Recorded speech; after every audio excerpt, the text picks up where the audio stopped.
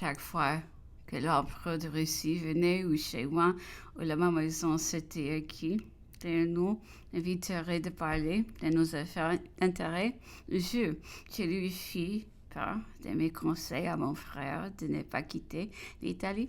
Et j'ajoutai que sans me connaître en politique, il fallait toujours, ce me semble, se mettre dans la position de ne pas recevoir une grâce et faire Dieu au vainqueur. C'est donc pour en finir. L'empereur rit de mon raisonnement que cependant il dut trouver juste. Son désir de nous être utiles était si grand qu'il alla même jusqu'à se rendre un soir chez mademoiselle Cochelet pour savoir d'elle mes goûts, mes habitudes et ce qui pourrait faire l'objet de quelques préférences de ma part. Cette démarche prouvait tellement combien il voulait lui-même s'occuper de nous que je ne fus attendrie. Mais que pouvais-je demander pour moi, pour mes enfants? Le sort fini dès lors on avait tout. J'ignorais jusqu'où pouvait s'arrêter la difficulté de les servir. Monsieur de Nesserode avait déjà dit qu'il ne fallait songer pour eux à aucune souveraineté, qu'avec leur langue, aucune puissance et surtout l'Angleterre ne consentirait à une infraction aux conditions faites entre elles et dans lesquelles il est dit que la famille Bonaparte doit être exclue de toute souveraineté. Il ne fallait donc parler que de la fortune et le traité du 11 avril leur ont donné une convenable. Les ducs de Vesson se percevaient déjà de la peine qu'il avait à faire exécuter les articles de ce traité. Il trouva heureux pour moi qu'une convention séparée ne permit plus au nouveau souverain d'en arrêter les faits à mon égard. Il se tendit donc avec l'empereur de Russie et monsieur de Nesserode, put ériger un duché du revenu de 400 000 francs, somme stipulée dans le traité du 11 avril, composé de bois que j'ai possédé près de 5 lieues et qu'un décret de l'empereur Napoléon m'avait depuis attribué comme apanage.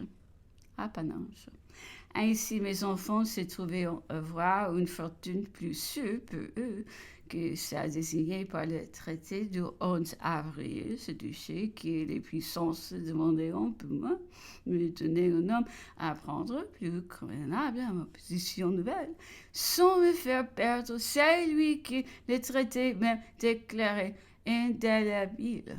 Je restais près de ma mère, de mes amis, dans mon patrie, qui est de raison pour consentir bien que l'on voulait me faire. J'acceptais sans demander l'approbation de mon mari, mais imaginons qu'il ne pouvait être fâché de la compensation que ses enfants trouvaient à tant de pertes. Il ne pouvait plus leur être utile. Mais ne devait-il pas être heureux que les hasards m'aient mis à même de leur assurer une patrie, un avenir, et de ne pas les voir errants obligés peut-être de servir loin de leur pays? D'ailleurs, je n'avais pas encore assez d'expérience de passion. Je n'aurais pu comprendre que des enfants si jeunes puissent inspirer de la haine.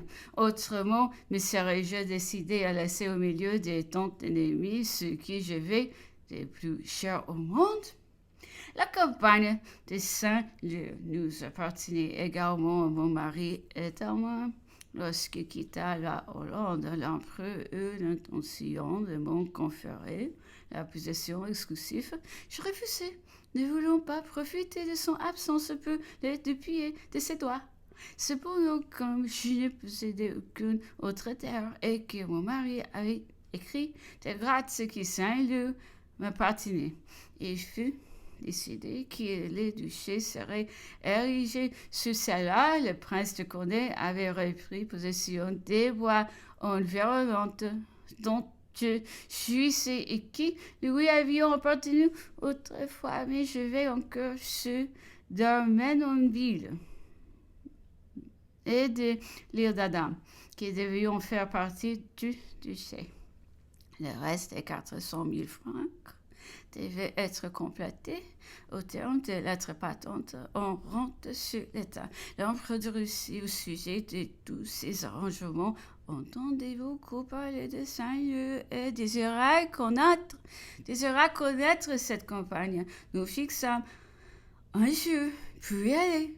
Avec lui, passer la journée en famille. Ma mère, mon frère et moi. Il n'y eut d'étranger que le maréchal Ney, chez lequel l'empereur allait souvent et qui distinguait particulièrement ainsi que son mari. Il arriva donc dans une petite calèche seul avec M. Tchernychev. Pendant le déjeuner, il me dit « Vous ne savez pas qu'il y a aujourd'hui à Paris un service solennel en l'honneur du roi Louis XVI et de la reine Marie-Antoinette?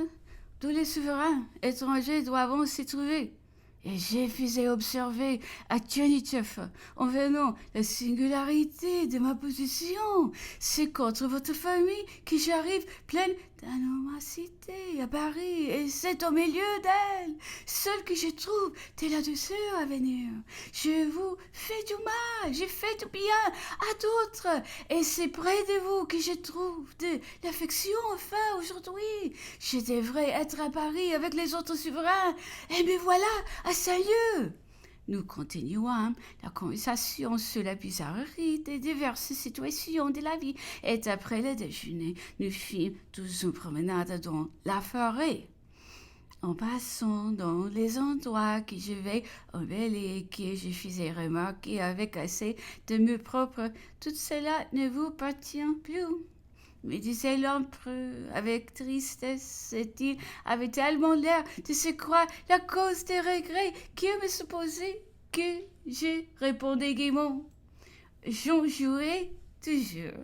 Nous rentrâmes assez tard dans le parc. Ma mère se retira au château, et pendant que tous les grands arbres, nos jeunes dames jouaient en différents jeux, je me promenais seule avec l'empereur. Il m'exprima la bonne opinion qu'il lui avait fait concevoir de moi, le courage avec lequel je supportais tant de pertes sans en paraître affecté. Je lui répondis que j'avais moins de mérite qu'une autre de n'être pas touchée d'un si grand changement que j'avais peu senti le bonheur du sort les plus brillants et ne pouvais regretter une chose dont je n'avais pas fait cas. J'ajoutai qu'indifférente en apparence sur bien des points, il en était d'autres qui m'avions touché vivement. Alors j'entrai dans les états de quelques-uns des peines les plus cruelles de ma vie, et dont l'impression funeste avait détruit au moins toute sécurité. Je vivais toujours dans l'attente du malheur, et lorsqu'il était de ceux qui ne vont pas au cœur, j'étais soulagée d'un grand poids. C'était à durer depuis la mort de mon fils. Ma santé en avait reçu la plus vive atteinte, et la perte récente de Madame de Broc, mon amie d'enfance, avait renouvelé tous mes maux et toutes mes appréhensions de l'avenir. L'empereur paraissait écouter avec intérêt les moindres détails de ce récit et l'éloge de mon ami comme s'il l'avait connu. Souvent, il m'interrompait pour me dire « Mais vous avez encore des amis ?» Et je n'ai vu personne de quelque parti qui ne m'a répété du bien de vous. Vous êtes juste envers la Providence et vous ne vous confiez pas assez et la bonté de Dieu.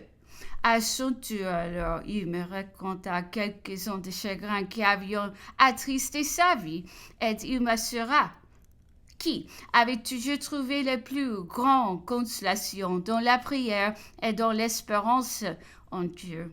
Il me cita ses traits aux portes de Paris.